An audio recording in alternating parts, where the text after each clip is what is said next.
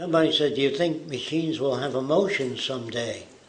No, they won't, because it serves no purpose. I'm going to tell you what I mean by that.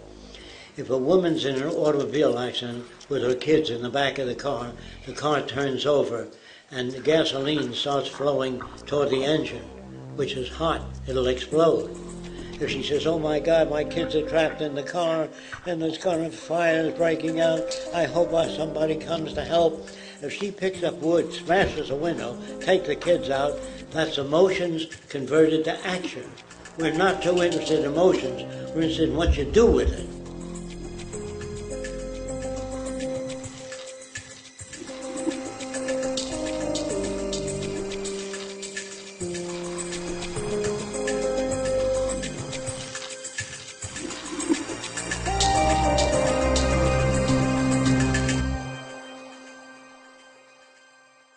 I think I can say this, that most people really don't know how to raise children.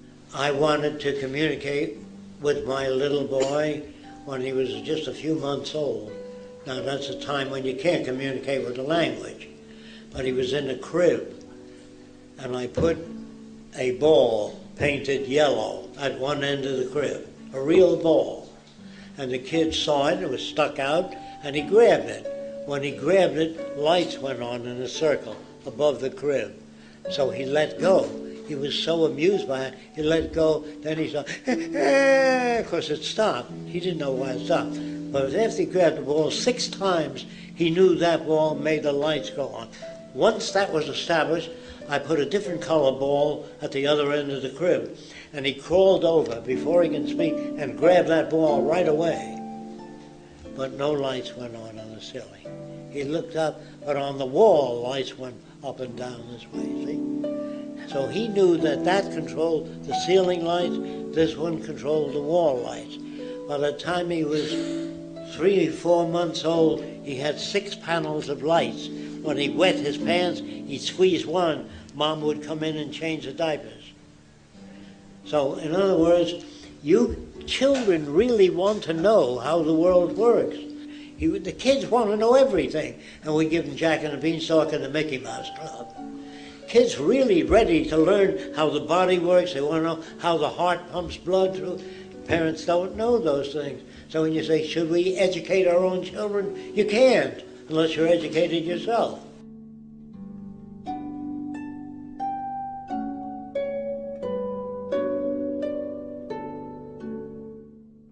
You know, a priest said to me, I don't believe you. I know 2 people in the same home. One became a priest, the other a gangster. If environment is everything, how do you get those differences? And I said, the minute you treat one kid different than the other, you get the differences.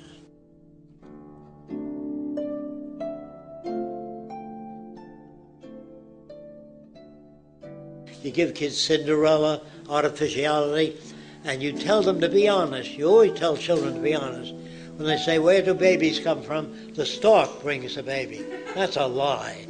Then you ask the kids, say, Daddy, does Santa Claus climb down every chimney? You say, yes. That's a lie. And so we lie to kids, and then we tell them to be honest. You know, we lie about everything, almost everything. That's the kind of world we live in. It's so full of shit. And there's no bad language. It's just that way.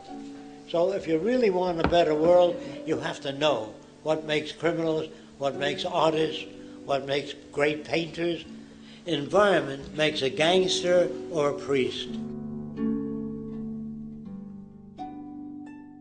I went to a group of psychologists and said, do you believe there is such a thing as human nature? They said, yes, one is jealousy. I said, give me an idea of what you mean by jealousy. I always do that to try to understand the other person.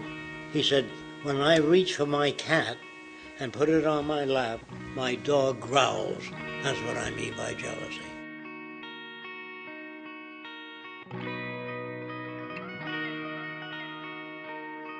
So I said, I'm going to show you some experiments that I've done. I had a dog and a cat. I always had a lot of dogs and cats and raccoons and other animals, and I'm interested in their behavior.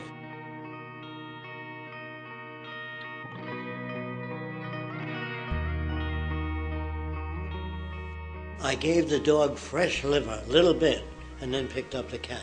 Fresh liver, a little bit, and then picked up the cat. Gave the dog fresh liver and picked up the cat. I did that 20 times. And when I reached for the cat, the dog's tail would wag. So if it were inborn, he would still growl. You know what I mean? If it was conditioned, he wouldn't wag his tail when I picked up the cat.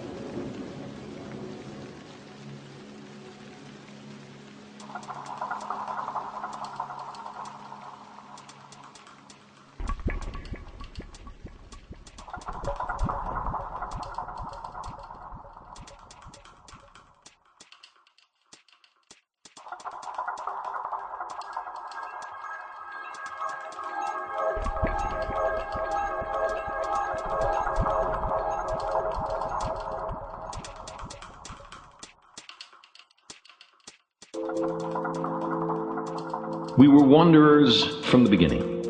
When the fruits or nuts were ripe, we were there. We followed the herds in their annual migrations. We rejoiced in fresh meat.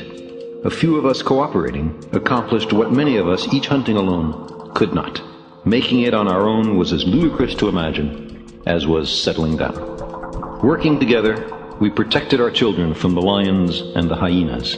We taught them the skills they would need and the tools. Then, as now, technology was the key to our survival.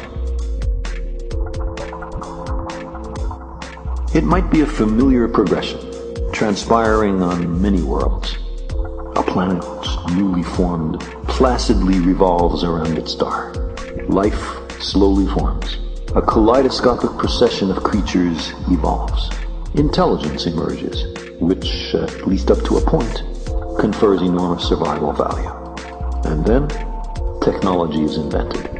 It dawns on them that there are such things as laws of nature, that these laws can be revealed by experiment, and that knowledge of these laws can be made both to save and to take lives, both on unprecedented scales. Science, they recognize, grants immense powers. In a flash, they create world-altering contrivances. Some planetary civilizations see their way through, place limits on what may and what must not be done, and safely pass through the time of perils. Others, not so lucky or so prudent, perish.